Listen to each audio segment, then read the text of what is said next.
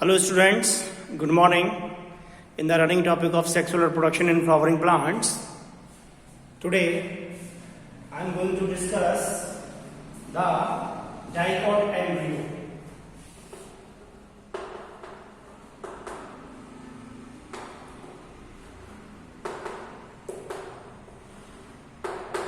In the running topic of sexual reproduction in flowering plant, today I am going to discuss dicot embryo. Before this, we are discussing about the development of embryo. In previous lecture, we have already discussed about the development of an embryo. Embryo कैसे develop होता है उसको हमने लेकर के discuss किया था. अब हमें दोनों ही, चूंकि जो embryo है वो दो प्रकार का है आपका डाइकॉट, डाइकोटिलेडन्स के अंदर कैसा embryo है और मोनोकोटिलेडन्स के अंदर कैसा embryo, उसको हमें आज स्टडी करना है. So in this context, dicot embryo, the zygote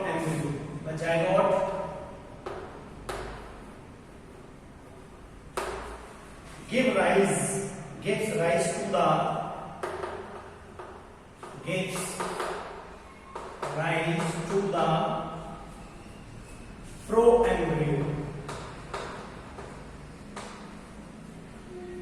Give rise to the proembryo, and proembryo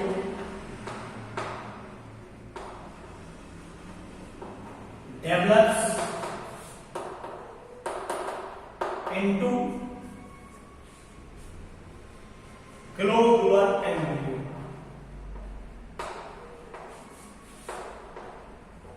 globular embryo. Zygote क्या देता है? प्रो एम्ब्रियो की फॉर्मेशन करता है, और वही प्रो एम्ब्रियो किसमें डेवलप होता है?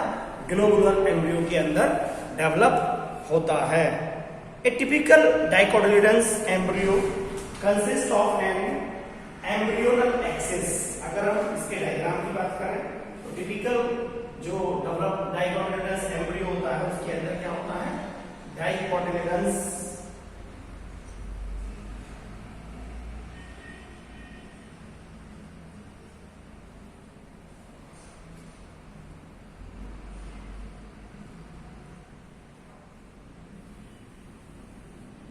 डाइकोटिलेडन्स एम्ब्रियो होता है.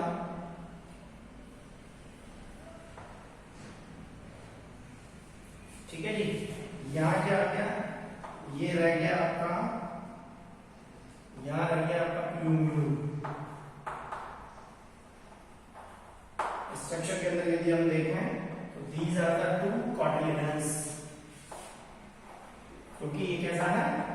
डाइकोट्स के लिए है. These are the two cotyledons. This region is the hypocotyle, and in this hypocotyle region there is radicle. hypocotyle के नीचे क्या होगा? रेडिकल होगा, और इस रेडिकल के क्या निकली हुई है आपकी? Root cap.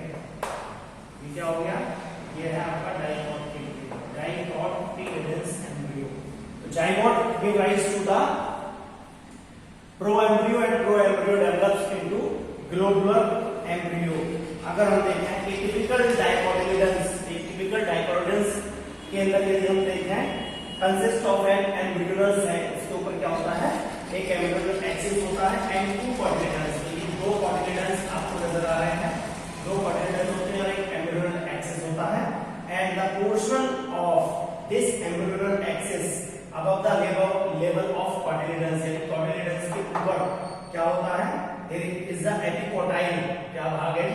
ये वाला भाग है आपका epicotyle, and which terminates with the plumule. और उसके नीचे ही कहां से टर्मिनेट होता है? वो plumule से टर्मिनेट होता है. यानी अगर आप फिगर के अंदर देखेंगे तो जहां epicotyle होगा वहां आपका नजर आएगा आपको plumule, और जहां radicle होगा वहां आपको नजर आएगा रूट कैप. और प्लूम्यूल, और इस प्लूम्यूल को हम क्या कहते हैं? और स्टेम टिप भी कहते हैं. Stem tip. तो ये बात है, ध्यान रखने वाली है कि जहां एपिकोटाइल आपको नजर आएगा वहां क्या होगा? प्लूम्यूल होगा, या प्लूम्यूल को हम क्या कहते हैं? स्टेम टिप भी कहते हैं. एंड द सिलेंड्रिकल पोर्शन, ये नीचे की तरफ क्या है? ये सिलेंड्रिकल पोर्शन है. दिस सिलेंड्रिकल पोर्शन, ये सिलेंड्रिकल पोर्शन है, इसमें हमको क्या नजर आएगा? Below the cotyledons is hypocotyl.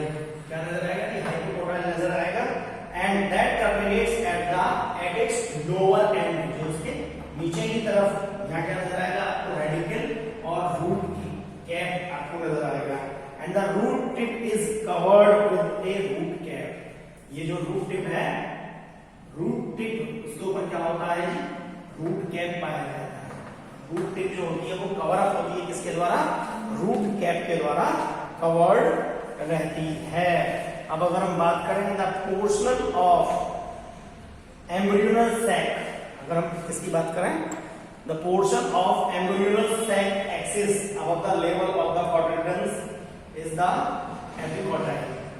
ऊपर वाला भाग ये बता दिया मैंने क्या होता है, एपिकोटाइल होता है, which terminates with the plumule और stem tip। ठीक है, ये रही आपकी स्ट्रक्चर किसकी, सीड की। यहाँ ये हो गया आपका सीड कोट, और इस सीड कोट में ही यहाँ की तरफ जो भाग निकला रहता है, ये जो भाग है इसी को हम क्या कहते हैं, ये इस तरीके से भाग होता है, इसी को हम कहते हैं hilum, that's called as hilum. और ये नीचे की तरफ जो भाग है इसी को हम कहते हैं micropyle. This portion is known as micropyle. ठीक है जी। अगर हम एक डाइकॉट एम्ब्रियो को देखें तो वो देखने में हमें कैसा नजर आता है,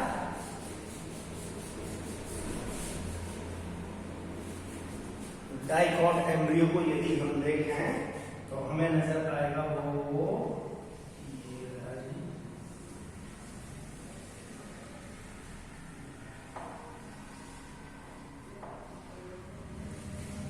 इस तरीके से दो कोटिलेडन्स हो गई है। ठीक है जी, ये दो हो गए आपके कोटिलेडन्स, और ऊपर ही वाला जो भाग है इसको आप कहेंगे प्लूम्यूल, और नीचे की तरफ जो भाग है ये आ गया आपका रेडिक्यूल। यानी अगर हम एक क्या लें, चने को देखें, उसका सीड कोट देखें, उसको रात भर पानी में फ्लो के रखें, तो ये दोनों भाग अलग अलग निकल जाएंगे। ऊपर वाला जो पोर्शन नजर आता है उसको हम क्या कहते हैं, प्लूम्यूल कहते हैं, और जो लोअर वाला पोर्शन होता है नीचे की तरफ उसको हम क्या कहते हैं, रेडिक्यूल कहते हैं। तो ये एक डाइकॉट सीड है। बात करते हैं, डाइकॉट एम्ब्रियो हो गया, डाइकॉट सीड का एम्ब्रियो। बात करते हैं मोनोकॉट के अंदर क्या होता है, या मोनोकॉट के अंदर वो हमें कैसा दिखाई देता है। ये था आपका डाइकॉट का।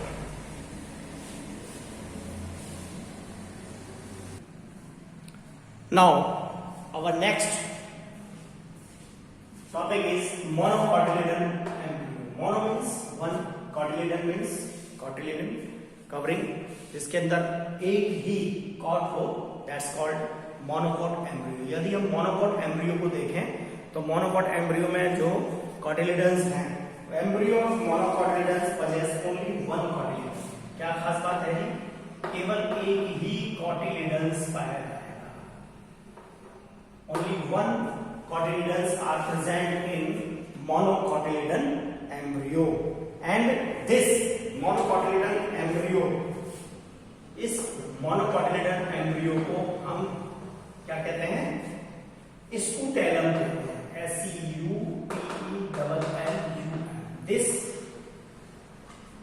One, only one cotyledon embryo in monocot is called scutellum. Scutellum कहते हैं, and that is situated towards one side of the embryonal axis. Diagram के अंदर देखें तो ये कैसा नजर आएगा हमको, मोनोकोटिलेडन्स एम्ब्रियो को यदि हम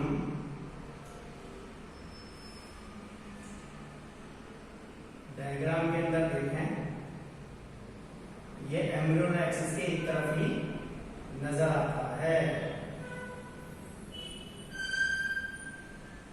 ठीक है जी, ये बीचों बीच ये हो गया आपका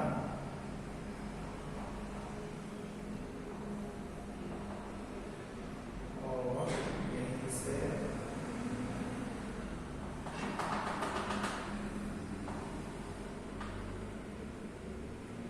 ये कवरिंग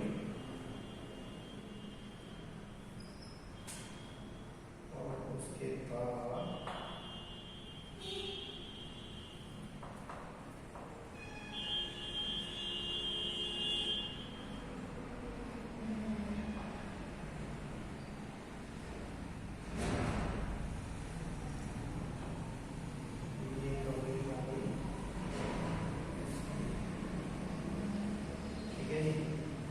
ये वाला जो पोर्शन है इसके अंदर उसको कहेंगे हम एंडोस्पर्म। क्या कहेंगे? एंडोस्पर्म। और ये जो है भाग में हो गया आपका एम्ब्रियो एंड, ठीक है। अब अगर हम इसके एलएस की बात करें, ट्रांसवर्स सेक्शन की बात करें, तो मोनोकोटिलिडन्स के तो ट्रांसवर्स सेक्शन यदि हम देखें तो हमें नजर आता है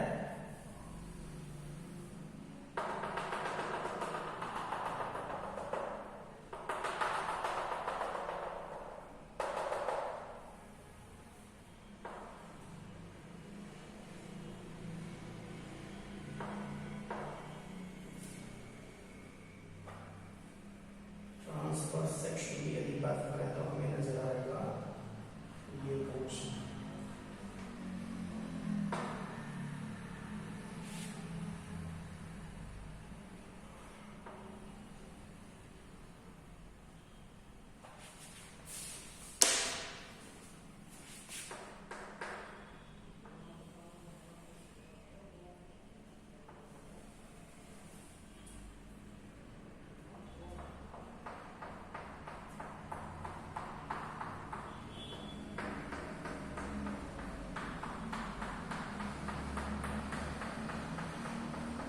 इसमें क्या होता है, एंडोस्पर्म क्या होता है, अधिक मात्रा के अंदर endosperm is found in large quantity.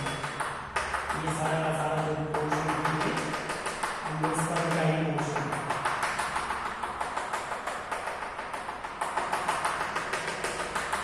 Endosperm is found in large quantity, ठीक है। उसके बाद यहाँ पर भी आ जाए देखो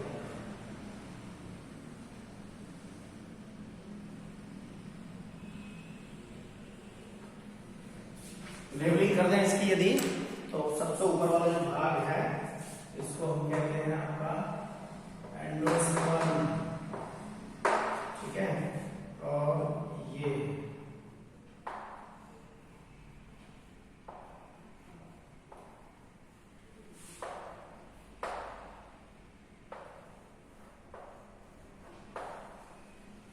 इस तरीके से भाग होगा। ये वाला भाग है आपका स्कूटेलम, ठीक है जी। और स्कूटेलम के ऊपर ये आ गया आपका coleoptile. This coleoptile is new. और यहाँ होगा आपका एपिकोटाइल, यहाँ होगा एपिकोटाइल। ये वाला भाग आपका हो गया रेडिकल। और ये पोर्शन है आपका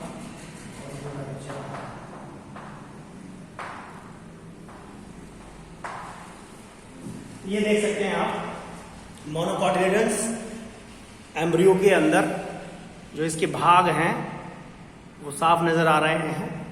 या पहले देखें तो इसके अंदर ये रहा आपका एम्ब्रियो और ये अधिक मात्रा में भाग जो होता है इसके अंदर ये होता है आपका एंडोस्पर्म। अब यहाँ बताया था कि इसके सिंगल जो कोटिलिडन्स होता है उसको हम क्या कहते हैं, ये रहा जी आपका स्कूटेलम कहते हैं। और इसके ऊपर ये पूरा का पूरा पोर्शन जो भरा रहता है वो किसके द्वारा भरा रहता है, एंडोस्पर्म के द्वारा भरा रहता है। एंड अगर हम इसकी बात करें at its and, it's lower and the embryonal axis has the radical. Embryonal जो इसका लोअर एक्सिस है उस पर क्या पाया जाता है, रेडिकल पाया जाता है। यानी रेडिकल यहीं से क्या निकलेगा आपका रूट कैप, रूट कैप। और इसके नीचे जो भाग होता है, रेडिकल के नीचे जो भाग होता है undifferentiated root cap enclose in an undifferentiated sheath. यानी ये जो भाग है रेडिकल के ऊपर जो रूट कैप है ये अनडिफरेंशिएटेड शीथ के रूप में होता है, जिसको हम क्या कहते हैं, कॉलियोराइजा। कॉलियोराइजा। और ये ऐसा केवल इसके अंदर नजर आएगा आपको मोनोकोटिलिडन्स एम्ब्रियो के अंदर ही नजर आएगा। This portion is absent in dicotyledon embryo. Coleorhiza यानी यहाँ स्पष्ट रूप से डिस्टिंग्विश नहीं होता। जो रूट कैप होती है वो एक कवरिंग के रूप में, एक शीट के रूप में पाई जाती है, जिसको हम क्या कहते हैं, कॉलियोराइजा कहते हैं। अब अगर हम इसके ऊपर वाले पोर्शन की बात करें तो इसको स्कूटेलम के ऊपर ये भाग हो गया एंडोस्पर्म। अब यही जहां पर रेडिकल होता है वहां क्या आएगा आपका एपिकोटाइल, और ये हाइपोकोटाइल। जो ट्यूब्यूल है, ट्यूब्यूल के ऊपर जो भाग लगा हुआ है, ये जो स्ट्रक्चर नजर आती है, इसको हम क्या कहते हैं, कॉलियोप्टाइल कहते हैं। और this portion of the embryonic axis above the level of the attachment of the scrotum is the epicotyl, यानी स्क्रोटम के नीचे अगर हम बात करें तो इस पोर्शन को हम क्या कहेंगे, एपिकोटाइल। ठीक है, ये एपिकोटाइल हो गया, ये नीचे हाइपोकोटाइल हो गया। And this it has a shoot apex, shoot apex यहां से क्या निकलता है, फ्लूइड निकलता है। And few leaf primordia enclosed in a hollow foliar structure that is coleoptile. कुछ लीफ नुमा स्ट्रक्चर पाई जाती है जिनको हम क्या कहते हैं, कॉलियोप्टाइल कहते हैं। अब अगर हम इनके डिफरेंशिएशन की बात करें कि मोनोकॉटिलेडन्स और डाइकॉटिलेडन्स एम्ब्रियो के अंदर हमें क्या इनकी स्ट्रक्चर के अंदर डिफरेंशिएशन नजर आएगा, तो सबसे पहला और मोटा डिफरेंशिएशन है एंडोस्पर्म। ठीक है जी, मोनोकॉट के अंदर के जो ये पोर्शन, ये भाग क्या बनाता है, ज्यादा मात्रा के अंदर बनाता है। अब इस स्ट्रक्चर के अंदर यदि हम देखें, वहां पर ये यहां नजर आया आपको एपिकोटाइल और हाइपोकोटाइल, वही एक स्ट्रक्चर और बनती है, ग्रीनिश स्ट्रक्चर है डाइकोटिलेडन्स एम्ब्रियो के अंदर, जिसको हम क्या कहते हैं, एपिकोटाइल। एपिकोटाइल और हाइपोकोटाइल के भाग स्ट्रक्चर पाया जाता है। ठीक है जी, अब बात करते हैं इसके अंदर हमने देखा कि दो कॉर्ड, अगर हम इसके बीच डाइकोट की बात करें तो इस तरीके से हमको क्या नजर आए थे, दो कॉर्ड वहां थे। ये ऊपर वाला पोर्शन क्या था आपका ट्यूब्यूल, और नीचे वाला पोर्शन था आपका रेडिकल, और ये दोनों आपका भाग था कॉटिलेडन्स। तो मेन डिफरेंस जो आपको नजर आता है वो यही है कि इसके अंदर हमें क्या नजर आया कि दो कॉर्ड, जबकि इसके अंदर क्या होते हैं, सिंगल कॉर्ड के अंदर भी। अब इसके अंदर क्या है, एंडोस्पर्म की मात्रा ज्यादा होती है, जबकि इसके अंदर ये क्या हो गया, डिफरेंशिएट कर गया। ठीक है, अब डाइकोट का यदि हम एग्जांपल देखना है तो हम ये किसके अंदर देख सकते हैं, ग्राम और ग्राउंडनट। ठीक है, जितने भी पल्सेस हैं वो सब किसमें आती हैं, आपके डाइकोट के अंदर आती है। जबकि अगर हम मोनोकॉट को ध्यान देखना चाहे, बहुत अच्छा एग्जाम्पल पी डाइकोट का ही है, जबकि हम मोनोकॉट की अगर बात करें तो गेहूं आपका, राइस और व्हीट। ठीक है, ये देखने के लिए मिलेगा हमें, राइस और व्हीट के अंदर ये हमें ऐसा देखने को मिलेगा। तो ये बात रही आपका इसका मोनोकॉटिलेडन्स एम्ब्रियो, डाइकॉटिलेडन्स एम्ब्रियो। एम्ब्रियो जब बन गया तो उसके बाद आता है अब आपका डेवलपमेंट ऑफ सीड। इसको हम स्टडी करेंगे नेक्स्ट वीडियो के अंदर, development of seed. This will be our next topic. Seed का डेवलपमेंट कैसे कैसे होता है और इसकी स्ट्रक्चर क्या होती है, इस सबको हम देखने वाले हैं नेक्स्ट लेक्चर के अंदर। सो स्टूडेंट्स, बी केयरफुल, जैसा कि समय चल रहा है, that is a very crucial time. So stay at home, stay safe, be safe and always follow the instructions of our government. So in this video ये आपने स्टडी करना है, इससे रिलेटेड कोई डाउट आता है तो आप पूछ सकते हैं। Okay, have a nice day, thank you very much.